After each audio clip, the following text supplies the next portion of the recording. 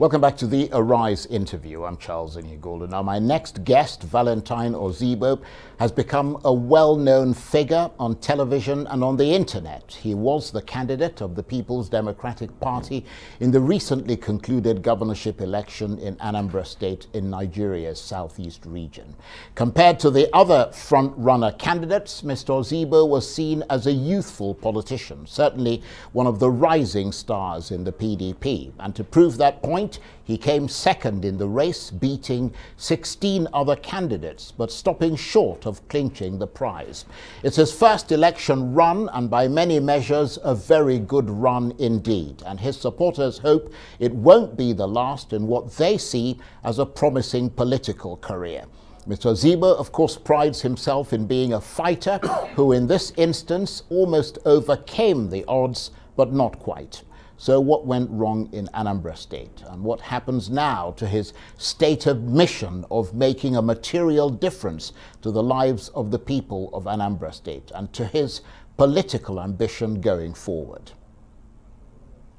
Well, for answers to those questions, I'm joined now in the studio by the PDP candidate in the Anambra governorship election, Valentine Ozigbo. And not a hair out of place, I might add, although arguably there is no hair at all. I know. Thank you, Charles, for having me. Thank you very much indeed for coming on the program. It's been a long road to this point, hasn't it? You had a fairly tortuous path to get here, from internal fighting in the PDP to the courts to where you are today. So a pretty embattled route, which ended at second place, not at victory. How do you feel about that? On one hand, obviously, not very excited to the extent that I wasn't declared the governor-elect. That is the prize that we wanted. To enable us to achieve a number of things we plan out for.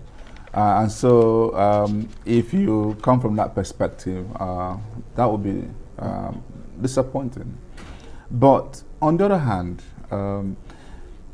2 years ago when I came out, I set a number of objectives in mind. I had an intention of not just taking over Anambra, but also using Anambra to set an example of what governance should be.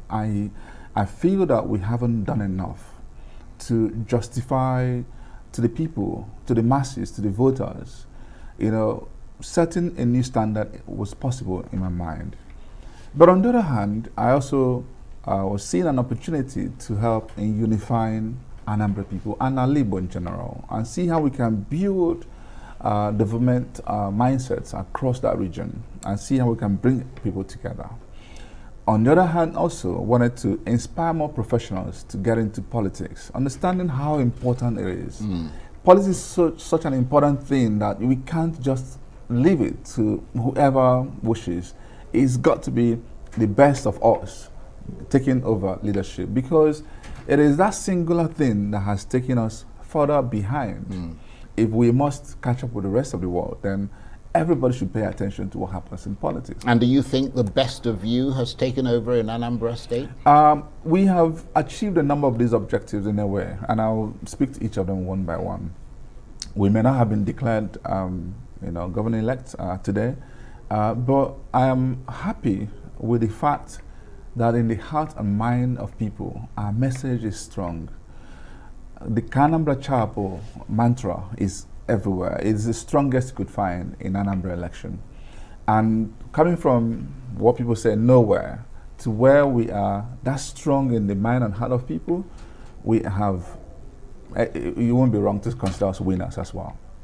On the other hand also, I think that the need, the urgency, the imperative of getting us together is even stronger now. And we're going to be holding Professor Soludo in check to be sure that the promises he has made starts to deliver. And while we also see how things play out, and because I see that some of my colleagues are going to the tribunal, so we'll talk about that. But even more importantly, I've been so impressed hearing people talk about how they've been inspired, how they want to do the things we have done. And if you ask me, if you go back to, again, 2 years ago, There were over 21 of us, hunting for governorship in a primary ticket in PDP, and some of them, sitting senator, House of Reps, some leaders of the party, some who have been there in politics, run elections over and over, and then emerging from behind, doing the needful, and with strong messaging, reaching out, and being everywhere we needed to be, and ultimately emerging victorious in primary. We then got challenged in court, and all of that, eventually we emerged unscattered. And with all that, therefore, I can only tell you, there are a lot people can learn. I actually intend to engage widely anywhere you are from this country and you're interested in politics. We sit together, we share learning points, and with that, we get more people into politics. And I am optimistic that if we're going to be able to ensure that the right people are in different places in Nigeria, even if we can't get center working like it's not working today, we can get the components of the center. I think that's a very noble objective. But you mentioned that some of your colleagues were going to the tribunals. Yeah. Tell us about that. Well, the news is out there that Senator Anambra of APC is going to the tribunal. But you're not going? Well, we're watching. I'm actually in discussions, and we're watching to see what is it he came third. For him to be interested in going to tribunal, there must be something he is interested in that he knows that we don't know yet. And of course, we know there are a lot of imperfection with the election. I don't want to even go into it, but there are a lot that we need to learn from. INEC hasn't really, I'll commend them for trying to be innovative, trying to leverage power of technology in running election. But if you see a scenario where 2.5 million registered number of voters in Anambra State, and you have only 10% voting, then something is fundamentally wrong. Yeah, but that's got nothing to do with INEC, does it? It has a lot to do with INEC. INEC was simply there to conduct the election. No, there were so many other factors. If you hear that thousands of people came out to vote and were disenfranchised because the machine wasn't working. No, I understand that. So that's a huge part of it. But for them to come out in the first place, yes, the number of people to come out, So let's assume, because we don't have the statistics here, let's assume out of the 2.5, 500,000 showed up to vote. Let's assume that. Then there's a problem that 250 couldn't vote.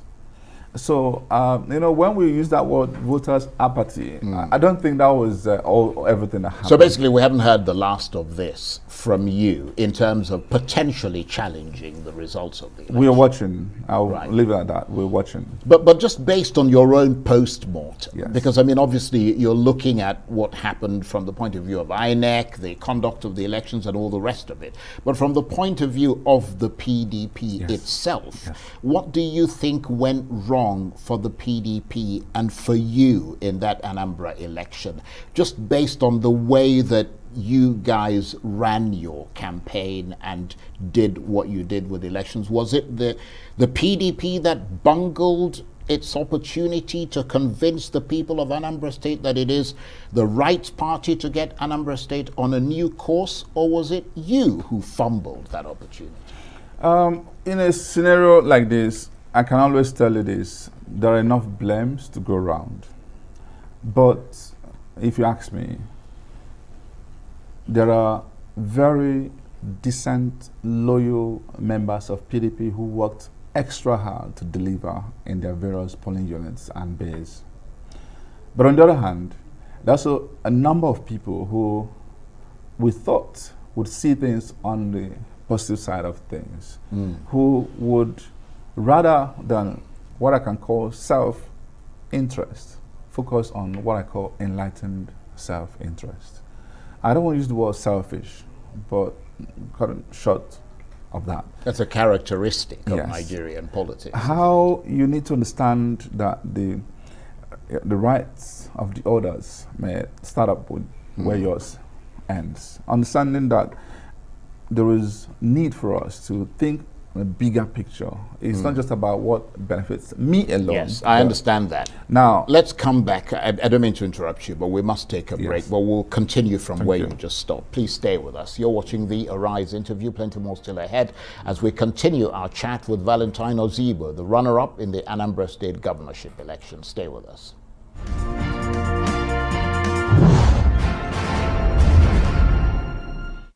Welcome back to the Arise interview, where we speak to the newsmakers as well as ordinary people doing extraordinary things around the world and featuring the voices at the heart of the stories. I'm Charles Aniagolu.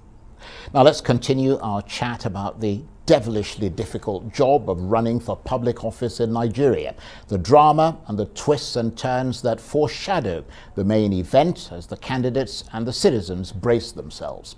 Now this week saw the end of the hard-fought governorship ballot in Anambra State, in which Professor Charles Aniagolu emerged victorious and has now collected his certificate of return from the Electoral Commission, INEC. That election was, of course, last week. The other candidates appear not to be spoiling for a drawn-out fight. That must be welcome news for Mr. Soludo, at least so far. But clearly the losers still have long faces, and notable amongst them is the People's Democratic Party, which came second, tantalisingly close to the trophy. But alas, not enough to knock the winning party, APGA, off its incumbency perch.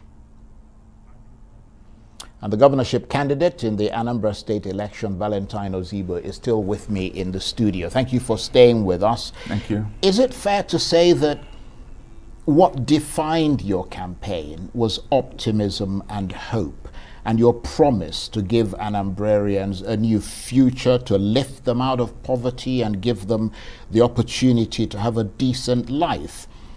Are you still optimistic now that you will not be able to change the trajectory of Anambra State?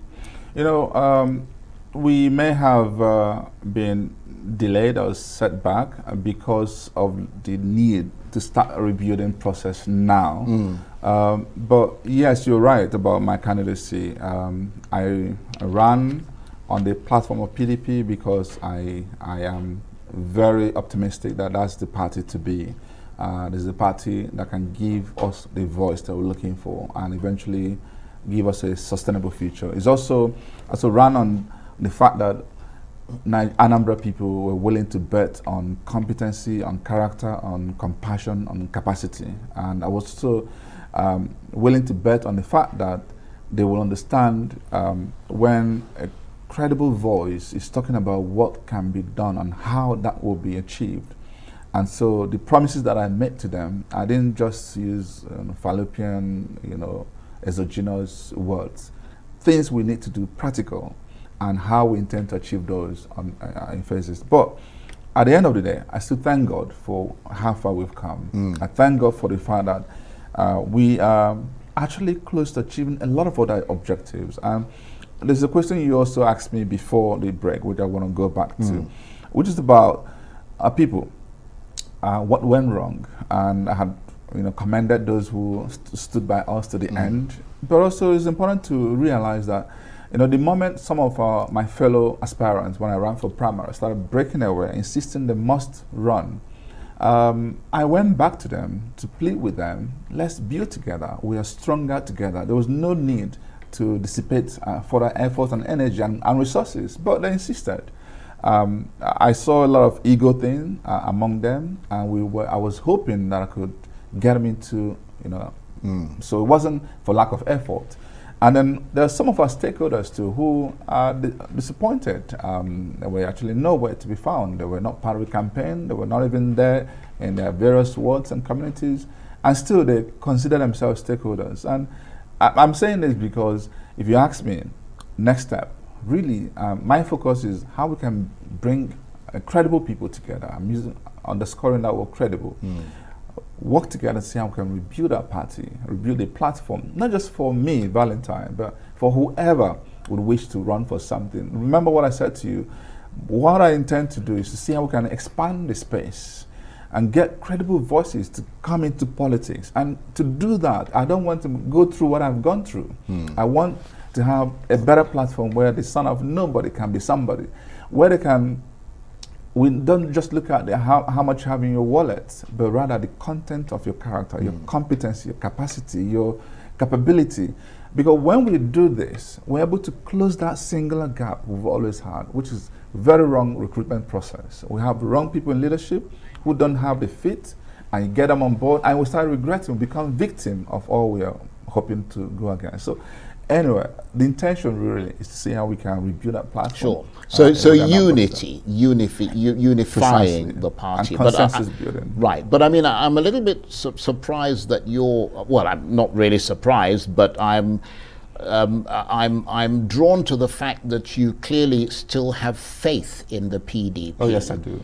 A party that is clearly riven with infighting, as you yourself pointed out, not just in Anambra State, but elsewhere in Nigeria, a party that's still licking its wounds from 2 successive defeats in presidential elections, many defections, and could well blow its chances in 2023. You see, let me tell you a different narrative of PDP. It is a PDP where we have a brand new national chairman-elect. By the way, today is his birthday, so happy birthday, your chair, Ayu. This is somebody with enormous credibility to bring to the table. And not just with him, we have a number of competent people now elected on our National Working Committee. I believe by December 9, they're going to be taking over formally. And if you come down again, PDP is actually a much better platform when you compare that with the main party, which is APC, the incumbent party we have at the center. And I say this with every sense of decency and respect. The truth, the reality is, if you go by what we are going through today, I consider APC as having failed Nigerians. We haven't seen anything this bad. And I don't want to go into those issues. You mean sort of like the PDP failed Nigerians and was voted? No, I know, but I'm saying sort of like 16 when in power in 2015 as well as in 2019. We actually even realize now that even that failure of PDP then is a blessing compared to what we're going through today in APC government. But let me explain this. Even in 2019, quite frankly, go and check what really happened. Did PDP actually fail that election? I think it took for the incumbency factor to come with everything they had at their disposal to be able to come back to power. APC that I see today is an APC that will suffer what I call self-implosion. But leave that for tomorrow. What I know is that PDP is a more acceptable party to my people. If you come to Anambra State, come to Igbo, the entire southeast, extend it to south-south. If you conduct any survey and throw out a questionnaire there, find out. So it is actually a platform that is dear to the heart and mind of our people. Yeah, but that's not enough to win you a national election. So what we now need to do is that rebuilding process. And with the new leadership at the center, and with some of us coming on board, we're bringing everything we have, our credibility, to see how we can reshape things together. And with that, I'm certain that PDP will take over in 2023. Right, okay. Well, I was going to say, as you look beyond Anambra State, where do you sense that the political momentum lies as far as 2023 goes? I mean, just beyond your own specific party, are the leading parties, both the APC and the PDP, simply not radical or progressive enough for the kind of change that Nigerians want to see? We've seen the NSAS protests, we've seen a lot of young people with new energy, new ideas, new thoughts, and they want a leadership that can match that mood and that advancements that they're going through. And people see people like yourself potentially as personifying that, but maybe not in the right party. You know, if I tell you that everything in my party, PDP, is well dusted, going well, no.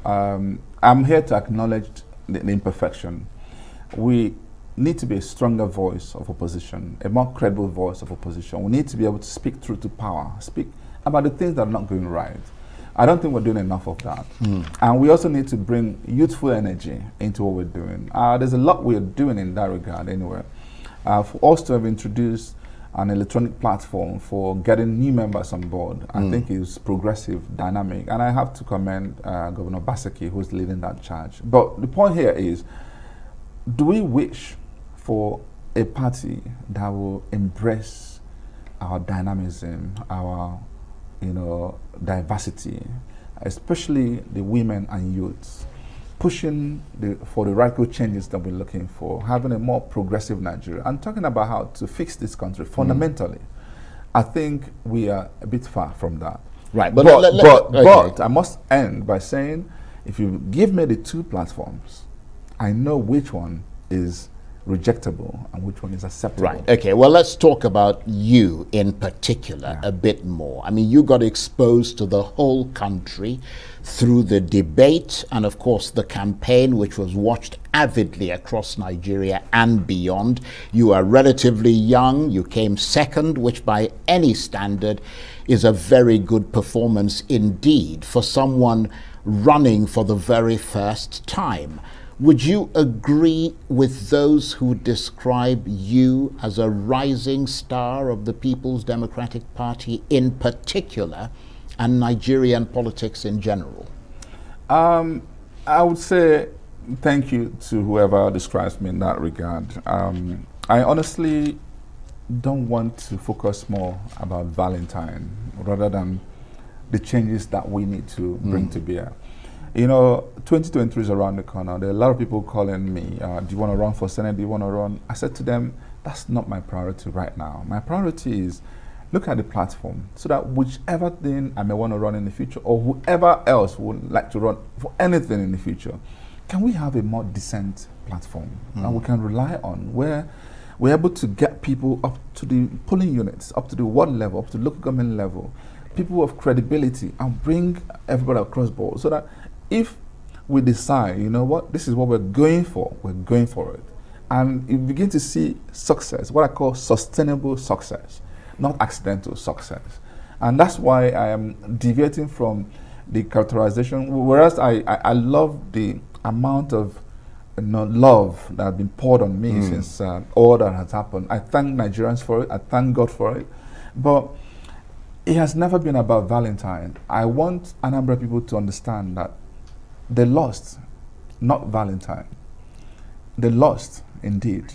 And well, we have Charles Aniagolu, and truly I wish him well. But over time, we are going to be there. I have stepped out, and there's no going back. And for me, I want a progressive Anambra, and I want a progressive Nigeria.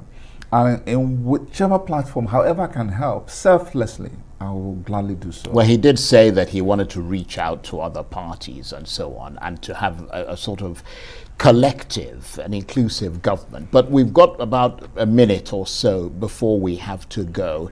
I mean, here we are, we see in this country a deeply polarized society, allegations of marginalization, particularly from the southeast where you come from. And we could see that deepen if there isn't a change away from that direction in 2023. Do you think that in those circumstances, with the strong impression you made in the Anambra elections, you could one day, sooner than later, be a candidate for president of Nigeria? Charles, don't put me in trouble. Let me get out of where I am today. For me, I need to have a restructured Nigeria, an efficient Nigeria, a Nigeria driven by merit, competency, where anybody can be anything provided you're capable of being that. Right. Not because of where you're from. That's what we have today. Where we are celebrating mediocrity, that's not acceptable to me. Okay. And whatever I can do to help forge Nigeria in that direction, I am up for it. Thank you. Valentine Ozigbo, it's always a pleasure to talk with you. Thank you very much indeed. And thank you for coming in.